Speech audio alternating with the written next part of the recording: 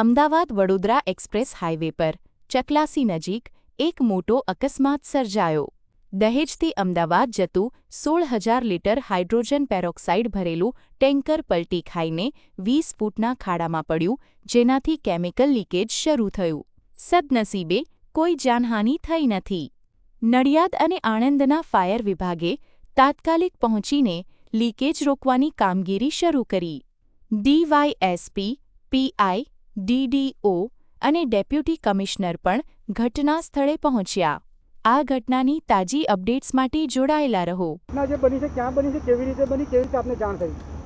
Express highway ઉપરથી અમને call આવેલ કે ભાઈ અમદાવાદથી જતા 5 કિલોમીટર નજીકમાં અમારી એક ટેન્કર પલટી ખાઈ ગયેલ હોય, તેથી અમે તાત્કાલિક ફાયર ફાઈટર અહીંથી રવાના કરેલ આણંદથી. તથા એવું જાણવા મળેલ કે આની મેં હાઇડ્રોજન પેરોક્સાઇડ છે અને જે અમદાવાદથી દહેજ જઈ રહ્યું હતું, તે રસ્તામાં હતા પલટી ગયેલ. એ રેલિંગ તોડીને સીધી પલટી ગઈ ગયેલ છે. ત્યાં લીકેજિંગ ચાલુ છે, પણ કોઈ પણ જાતની જાનહાનિ થયેલ નથી. આણંદ ફાયર બ્રિગેડની 3 ગાડી, નડિયાદ ફાયર બ્રિગેડ પણ અહીંયા હાજર છે, એમની પણ એક ગાડી આવી ગયેલ છે અને પાણીથી સ્પ્રે કરી અને એને ડાયલ્યુટ કરવાનું કામગીરી ચાલુ છે.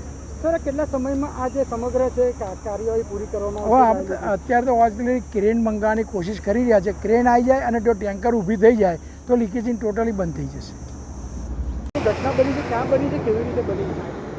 વડોદરા અમદાવાદ એક્સપ્રેસ હાઈવે ઉપર ચકલાસી પોલીસ સ્ટેશનની હદમાં એક જે ટેન્કર છે GJ06AT 6296 નંબરનું એક ટેન્કર છે. એ ટેન્કરની અંદર હાઇડ્રોજન પેરોક્સાઇડ ભરેલું હતું અને દહેજથી લઈને અમદાવાદ તરફ જઈ રહ્યો હતો.